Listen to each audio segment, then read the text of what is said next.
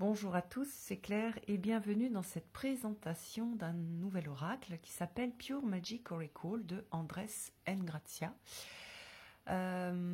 qui est un oracle qui est publié chez Rockpool. Et voilà, il a une super jolie boîte avec du brillant, une texture un peu particulière que j'aime beaucoup. Je trouve que les boîtes des jeux Rockpool, elles sont vraiment jolies et ils font vraiment un beau travail. Ça fait quelque temps qu'ils ont changé et j'apprécie beaucoup leur nouvelle boîte. Alors, derrière, qu'est-ce que l'on voit? Alors, c'est un jeu qui a été inspiré d'un livre qui est un livre qui a été écrit par Judika Illes et qui s'appelle le Big Book of Practical Spells, le grand livre des les spells, c'est les sorts en fait, hein, de magie pratique, on va dire. Voilà. Donc il y a 36 cartes. Voilà. Alors, hop. Donc, comme je vous disais, de jolies choses dans les boîtes, avec un petit dessin au fond de la boîte. Le même de l'autre côté. Un livre. Pareil, avec le même type de texture que l'on a sur la boîte. C'est vraiment agréable, en fait, au toucher. Ça fait très terrien, en fait, comme ressenti. On a de belles cartes avec un très joli dos. Ce sont des cartes cartonnées avec un fini un peu satiné. Et puis voilà. Alors, on va regarder rapidement le livre. Donc, on a une préface de Judika Illes, donc justement, qui a écrit le livre dont est inspiré l'oracle. Et puis ensuite, donc vous voyez, on a introduction, préparation d'une lecture, des tirages, et puis après, on va avoir 4 parties qui vont correspondre aux 4 familles que l'on retrouve dans cet oracle, c'est-à-dire la famille de la terre, la famille de l'air, la famille du feu et la famille de l'eau, avec chaque fois les cartes qui sont présentées. Alors, le livre est super bien fait parce que... Alors, attendez, je vous montre une petite introduction, ça permet de connaître l'auteur. La préparation de la lecture, on a un tirage avec les 4 éléments, un tirage avec des chakras. Et puis, voilà, ce que je vous disais tout à l'heure, c'est super bien fait parce que on a une présentation, on voit sur le côté, des cartes en fait par famille et on va les retrouver avec des feuilles, les feuilles du livre qui sont d'une couleur différente. Donc par exemple ici, on a la présentation de la terre. Qu'est-ce que ça signifie la terre pour la pratique, on va dire, sorcière. Ensuite, on va avoir toutes les cartes de terre de la couleur des cartes qui sont... Les cartes terre, elles sont vertes, comme ici. Et donc, ça permet de les retrouver facilement. Puis, ça fait un super joli livre. Donc, ici, le vert, c'est la terre. Hop, le bleu, c'est l'air. Le rose, c'est le feu. Donc, chaque fois, présentation de l'élément. Et puis, toutes les cartes de feu. Alors, oui, alors c'est pas vraiment un bleu, c'est une sorte de... un bleu vert, voilà. Et puis pour l'eau, on a un bleu plus profond.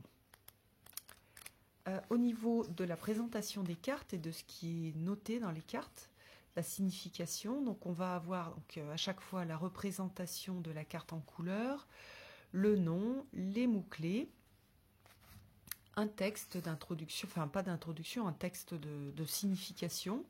Donc on a et mots-clés et le texte. Et puis après, on va avoir quelque chose qui s'appelle sagesse pure, donc la sagesse de la carte, et un rituel à chaque fois, voilà, qui est proposé. Donc c'est assez sympa. Donc ça permet en fait de faire soit des tirages en utilisant les mots-clés pour avoir des indications, voilà, l'énergie du jour par exemple. On a cette idée de... alors, l'énergie du jour, ça va être compliqué pour celle-ci. si plutôt d'aller rechercher les portes sacrées, l'expérience, reconnaître son expérience, les idées de temps et est-ce que c'est le temps pour faire ça, etc. Donc c'est plutôt des pistes de réflexion et d'introspection.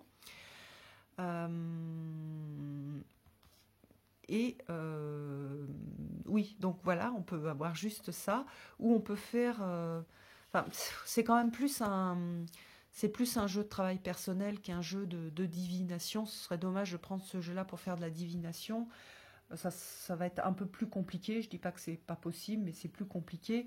Et il n'a pas vraiment été fait pour ça. C'est plus un jeu de travail personnel. Donc, ce que je disais tout à l'heure, vous allez prendre la carte et puis vous avez des choses à lire sur la carte, la sagesse de la carte et puis des propositions de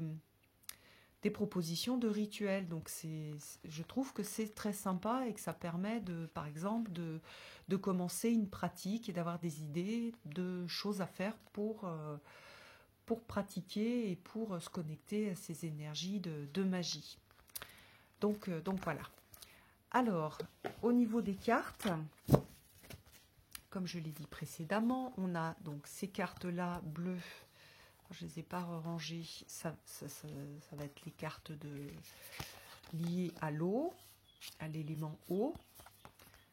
Voilà, on a des cartes liées à l'élément terre, qui sont les cartes vertes. Et puis, on a des cartes liées à l'élément air, qui sont des cartes avec une couleur voilà, un peu bleue, un peu verte. Donc, vous voyez, on a ce vert-là. Hop. Donc là, on a des cartes d'air et les cartes de terre. Donc, vous voyez ici, celle-ci, en fait, elle est un peu un mélange des deux. Donc voilà au niveau des familles. Et puis on va regarder les cartes avec les thèmes qui sont abordés, puis au niveau graphique. Excusez-moi. Alors, moi, ce que j'ai vu dans ces cartes, c'est qu'il y a plein de... Comment dire, il y a plein de traditions que l'on va retrouver. Donc, par exemple, ici, la médecine des mantras, c'est pas quelque chose... Enfin, c'est plutôt des représentations qui sont pas des représentations, enfin des thèmes comme les chakras d'ailleurs. On n'est pas du tout sur des thèmes européens. Voilà, c'est ce que je voulais dire. Donc voilà, on va avoir ce type de spiritualité. On a des spiritualités celtes, ici on a Brigitte. Des spiritualités, alors là c'est plutôt des choses liées à toutes les spiritualités. Hein. Là-dedans on a cette idée de respect, de collaboration entre les spiritualités. Voilà, la baraka c'est encore différent. Donc c'est un peu un tour d'horizon de plein de spiritualités différentes qui sont utilisées par l'auteur. Donc c'est intéressant dans cette idée d'exploration, si on a envie de trouver des thèmes aussi ou des spiritualités qui nous plaisent, qui nous parlent. Si on a aussi une pratique assez éclectique, très souvent d'ailleurs, le travail, il y a beaucoup de gens qui travaillent avec les chakras et qui ont à côté une spiritualité soit chrétienne, soit celte. Donc on a un peu ces mélanges aussi avec les idées de centre énergétique qui sont mélangées avec d'autres types de spiritualités qui sont plus européennes ou occidentales, on va dire.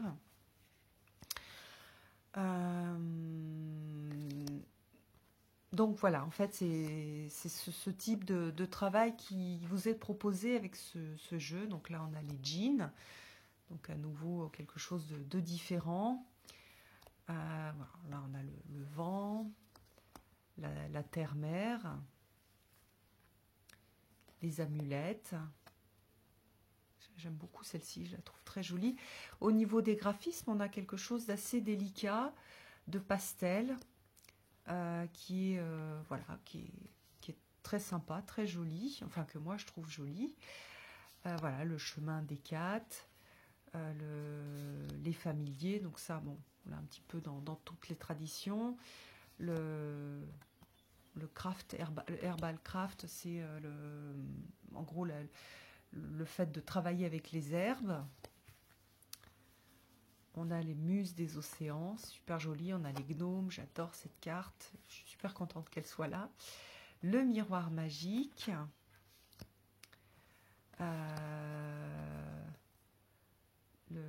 Le cercle de fermeture.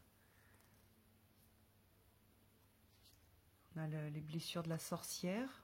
Je crois que c'est ces blessures avec voilà ce côté de guérison. La belladonna, donc avec des plantes qui ont été utilisées par les sorcières, le fait d'ouvrir le cercle, donc ça c'est très sorcier, les voyages astraux et les sylphes. Donc en résumé, je trouve que c'est un jeu qui est très sympa. Moi j'aurais aimé en fait qu'il y ait que de la tradition, enfin qu'une seule tradition qui soit exposée dans ce jeu-là. Mais en même temps, ben, ça permet une ouverture et ça permet de découvrir aussi d'autres pratiques. Ça permet de faire du travail, ben, par exemple avec les chakras. Et donc je trouve aussi que ça a ses avantages. Je trouve les illustrations sont toutes douces. Souvent les jeux sorcières sont beaucoup plus... Enfin, on a beaucoup de jeux sorcières qui sont plus sombres. Là, on a quelque chose de très, voilà, de pastel, qui va plutôt, on va dire, activer, je trouve, les parties du cœur, le lien avec le cœur, avec la douceur. Donc ça, j'aime beaucoup. Ça fait un jeu pour des sorcières qui se retrouvent plus dans des pratiques douces.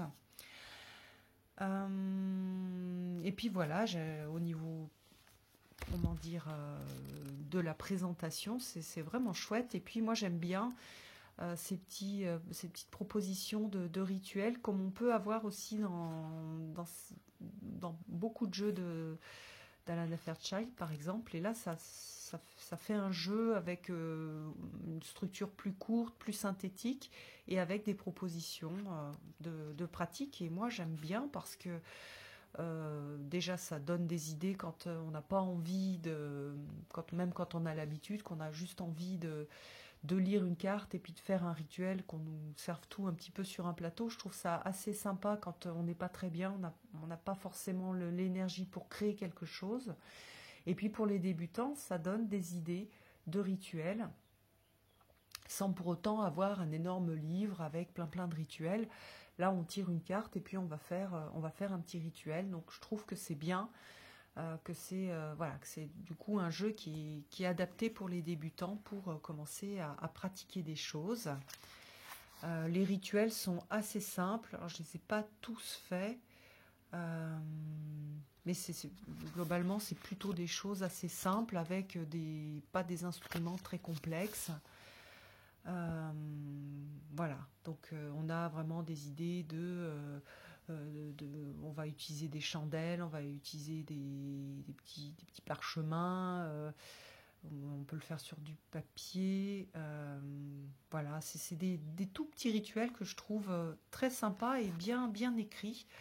Donc voilà, en tout cas il remplit. Je trouve qu'il a été fait pour peut-être rendre plus accessible le livre, plus convivial. Et donc c'est un bon début en fait. Tirer une carte, c'est plus fun que de lire un livre. On va tirer la carte, on va lire les indications sur la carte et puis on va faire le rituel. Et je trouve que voilà, que les rituels sont bien choisis, qu'ils sont simples, qu'ils sont courts, et ils apportent vraiment quelque chose et une entrée en matière dans ce monde de la magie. Voilà, j'espère que cette review vous aura plu. Et puis je vous embrasse tous et je vous donne rendez-vous pour une prochaine vidéo. À bientôt!